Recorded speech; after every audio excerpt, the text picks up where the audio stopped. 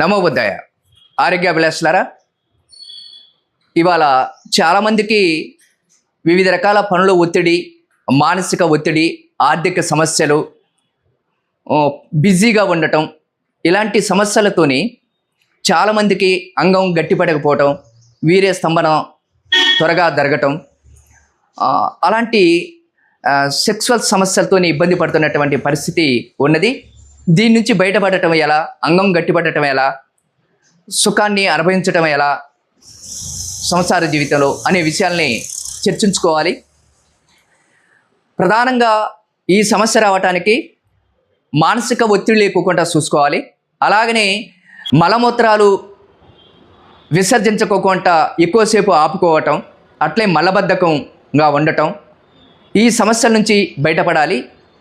అలాగనే మానసిక ఆందోళన, ఒత్తిడి లేకుండా మెడిటేషను చేయటం, మనసు ప్రశాంతంగా ఉంచుకోవటం చేసుకోవాలి.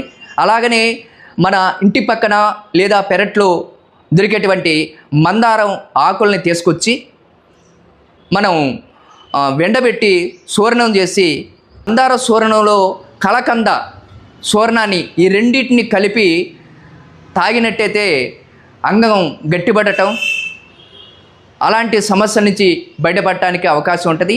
అలాగనే తొట్టి స్థానాన్ని ఉదయం సాయంత్రం తొట్టి స్నానం చేయాలి.